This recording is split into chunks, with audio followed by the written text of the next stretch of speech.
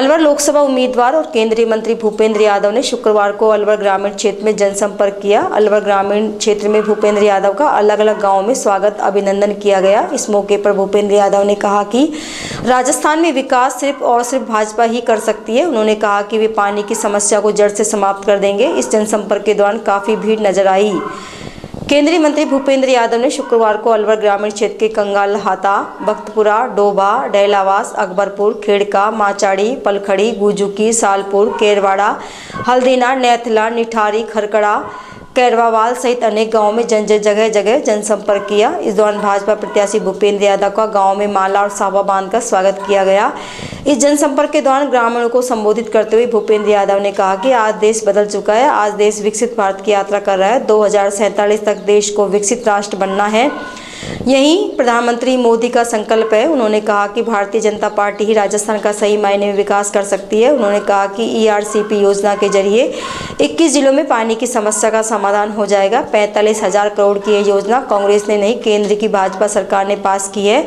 जल जीवन मिशन से सभी को लाभ होगा। भारतीय जनता पार्टी किसी से भेदभाव नहीं करती। घर घर नल से जल हर वर्ग के लोगों के घर पहुंचेगा, क्योंकि भारतीय जनता पार्टी का एक ही नारा है, सबका साथ सबका विकास। देश के 140 करोड़ देशवासियों को मोदी की गारंटी पर विश्वास है। उन्होंने कहा कि मोदी सरकार ने देश को 5वीं बड़ी आर्थिक महाशक्ति बना दिया है और अब जल्दी भारत विश्व की 3री बड़ी आर्थिक महाशक्ति बनने वाला है। इसलिए देश के 140 करोड़ देशवासी कह रहे हैं वे मोदी का परिवार है। उन्होंने कांग्रेस पर चुटकी लेते हुए कहा कि कांग्रेस डूबता जहाज है, जो डूबेगा ही। देशवासी इस बार कांग्रेस के जहाज को डुबो देंगे। उन्होंने अलवर वासियों से आगामी 19 अप्रैल को भाजपा को वोट देने की अपील की। जीतेगी हारेगी तो बात खत्म है। और अब की विपक्ष भी हमारा यही पूछ रहा है तुम्हारी 400 आएगी या नहीं आएगी।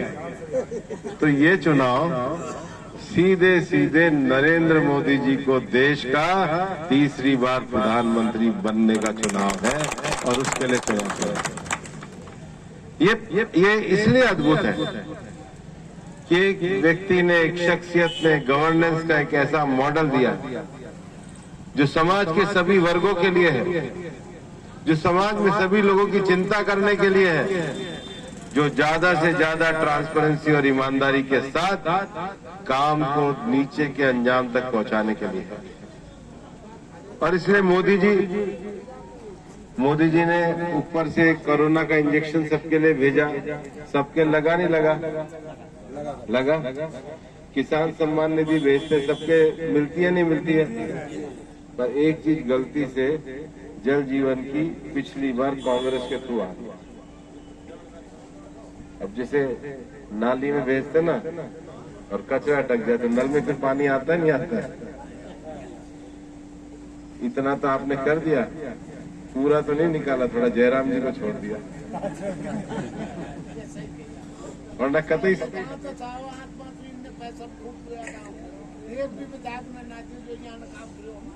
पर अब भी मान के चलना, सरकार हमारी है। जयराम जी की ताकत किसी विधायक से कम नहीं रहने वाली है। आप एकदम निश्चित रहना, समझ रहे हो। कहीं किसी किस्म की कमी नहीं रहने देंगे। और जिसने भी पैसा खाया है उसको भी हम उसके अंजाम पर छोड़कर आएंगे। जांच सबकी होगी, किसी की जांच रुकने वाली नहीं है। कानून अपना काम करेगा। पर मैं आपको ये कहना चाहता हूं कि आने वाले समय में देश ने जो तरक्की करी है, देश ने इतनी तरक्की करी है कि हिंदुस्तान चांद पे पहुंच गया। भारत दुनिया की 5वीं बड़ी अर्थव्यवस्था बन गया। 370 समाप्त हो गई। राम जन्मभूमि का निर्माण हो गया।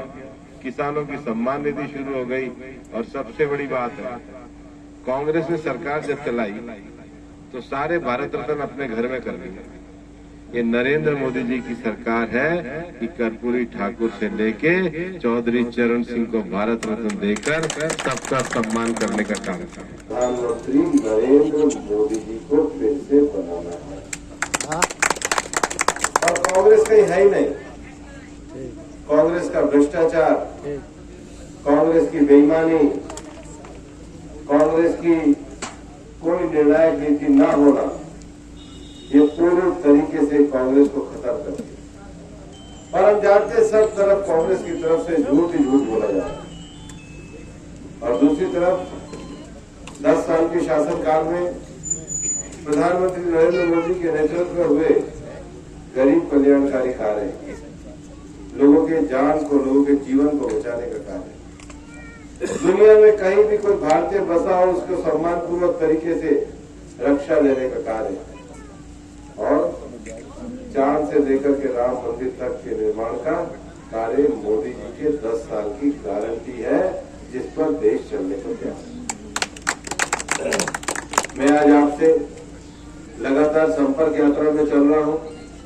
हमारे सारे डॉक्टर करण सिंह जी, रिंकी वर्मा, हमारे जयराम जाटव जी, देशराज जी, भाई प्रेम जी, सब लोग हमारे साथ चल रहे हैं। और आप सब मिलकर के, हमारे मंडल अध्यक्ष भी दौलतराव जाटव भी, और हम सब मिलकर के इस इलाके के विकास के लिए, इस इलाके में विकास की गारंटी के लिए आपके साथ जुड़कर हम काम कर रहे हैं।